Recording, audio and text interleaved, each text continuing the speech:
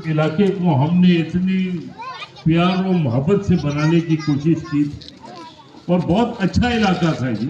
भाई यहाँ पे इज्जत से लोग रहते थे और इस इलाके को डिफेंस से ज़रा सा कम समझा जाता था। उस इलाके का हशर क्या हो गया, मैं आपको बताऊं जी। मैं अभी 4 यूसियों से होके आ रहा हूँ।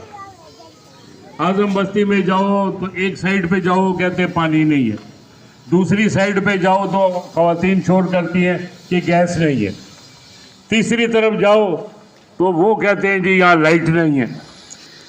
फिर जहाँ भी जाओ, मैं अभी मंजूर कॉलोनी से होके आ रहा हूँ, वो कहते हैं जी एक कतरा पानी नहीं है और ये सीवरेज की लाइनें बंद हुई हुई है। ये मतलब है कि एक लोगों के लिए जिंदगी एक अजाब है।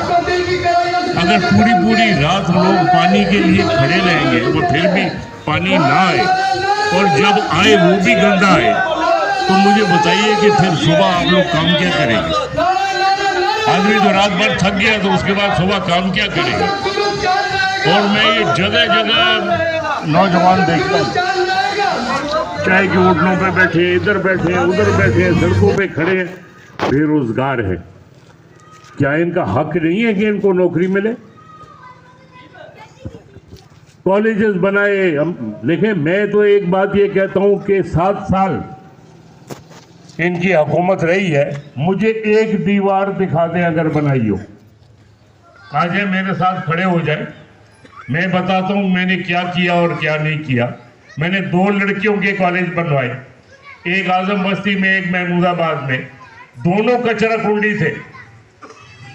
कचरा कुंडी को ठीक करा के करके उसमें लड़कियों के कॉलेज, आज दोनों में तकरीबन 600 700 बच्ची पढ़ती है इस इलाके की। मैंने टेक्निकल कॉलेज बनाए जिसपे इन्होंने 3 दफा आगे तख्ती लगाई। मैंने 50 बिस्तर का अस्पताल बनाए। किसके लिए बनाए? आवाम के लिए बनाए। वो आज इन्होंने बंद करके रखा हुआ है कि जी वो कहीं मरवत का नाम ना आ जाए कि ये उसने काम किया। काम मैं करूंगा तो पब्लिक को पता लगेगा कि काम किया। आप काम नहीं करोगे तो पब्लिक को पता लगेगा। आपने लोगों को रुला दिया। बिल्डर माफिया ले आए हैं इस इलाके में, जो इस इलाके का पानी ले गया, जो इस इलाके की गैस ले गए। क्या आप समझते हैं कि ये बड़े बड़े फ्लैट जो बन रहे हैं, कभी आपने टैंकर आता जाता देखे? ये पानी कहाँ से आ रहा है? आपका पानी जा रहा है। क्या उनके लिए कोई नई लाइनें बिछी हैं? किसी के लिए नई लाइन नहीं बिछी। एक जमाने में हमने ड्रामा सुना कि जी कश्मीर रोड से लाइन आ रही है, आप सबने सुना होगा। लाइनें भी खुद गई, पैसे भी ले लिए लोगों से। मैंने जाके बाद में रेलवे वालों से पूछा, मैंने कहा जी आप लोगों ने एनओसी दिया है? क्योंकि वो मेन लाइन है पाकिस्तान की जिसको ML1 कहते हैं, उसके नीचे से लाइन लाना मजाक नहीं है।